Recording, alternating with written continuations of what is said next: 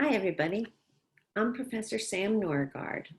As an ambassador for International Bead Week, I'm initiating an international project titled Black and White Together. You can hear more about us by listening to my introduction video, session 1, 2, and 3 videos, and companion videos for sessions 1, 2, and 3.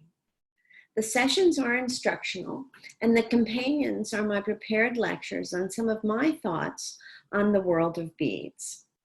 You can watch the companion videos as you bead the warped squares or simply enjoy them. I hope all is well in your world and that you're enjoying the Black and White Together project. Possibility is prevalent in our process. The possibilities for the final outcome are truly up to you. What we will be able to build is guided by the number of warped squares you send us. If you're able, and perhaps you are as excited about the project as we are, please send us many squares.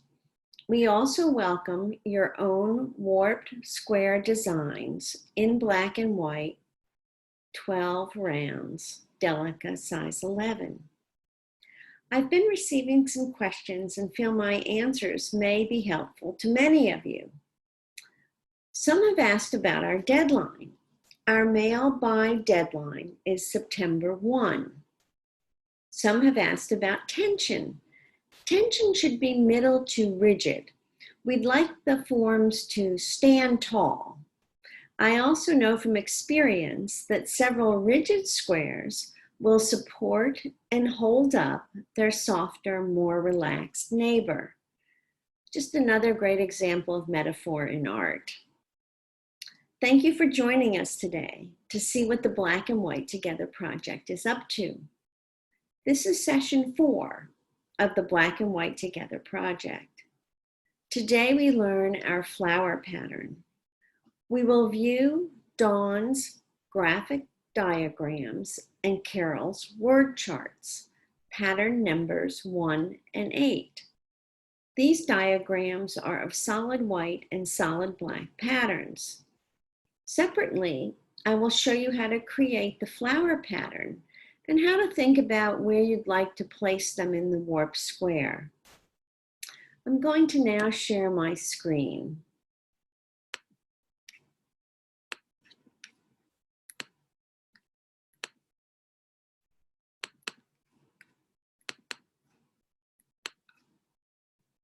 There we go.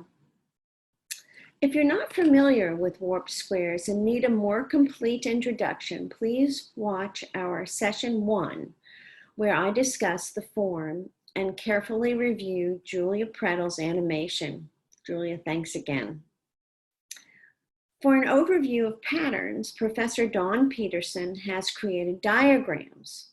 We're going to be looking at patterns 1 and 8 today. Solid white and solid black. You certainly can do these, and especially if you've been already doing the earlier patterns. What I'll also show you today is the option to add a flower motif made of your own selection of any color placed wherever you would like. You can add 1 to 2 flower motifs and use up to 4 colors, your selection. I imagine these as tiny, colorful, little sweet focal points throughout the final work. Here you can see Dawn's patterns, and you simply have 1 and 8 done here in solid colors. As I scroll down, you can see what Carol Garrity has created for us, which are patterns 1 done in a word chart, showing that you're using all A's white for the entire form. And certainly you could just do that.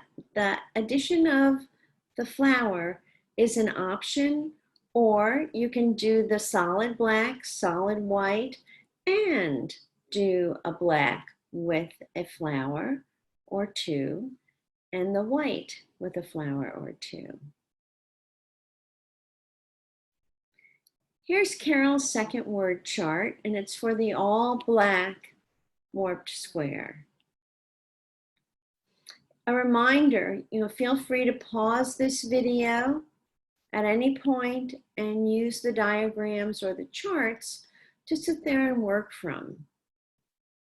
Here's where to mail the squares. IBW Black and White Together Project, 74 Baroni Lane, Hilton Head, South Carolina, 29928, the USA. Remember to put in your name. We'd like to be able to acknowledge all those who have contributed, your email address, and your country of origin. If you have questions, please ask them through email at beatercarol@gmail.com. Now, I'm going to stop sharing my screen.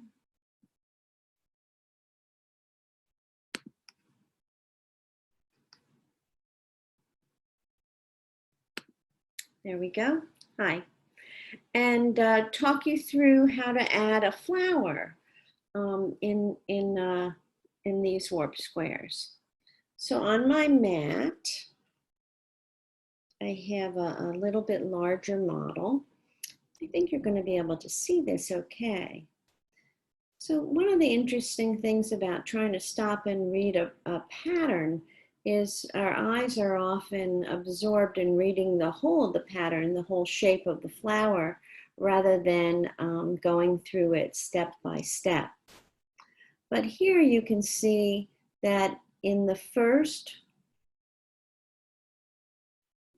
row that adds a flower petal color, and in this particular placement, I started it in the third row with a side bead placement. So here is one of your petal color, then you bead your continuous round, and then you put the same petal color on either side of that previous bead. Bead all the way around, come back to your spot, and add the center color. Bead all the way around, and then place your petal color on either side of the center color. Bead all the way around, and then place your final petal color in between the previous two petal colors. So I'll just show you a little bit of that.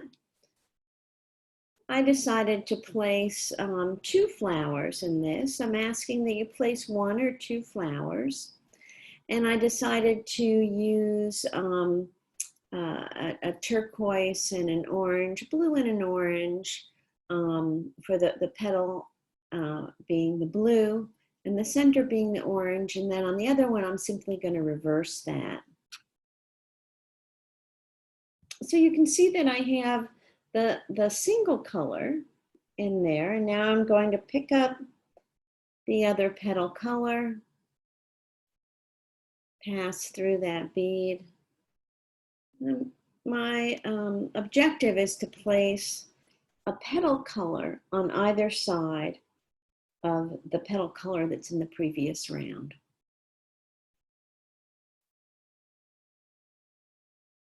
Okay, so then I will continue to bead all the way around to complete that, that round.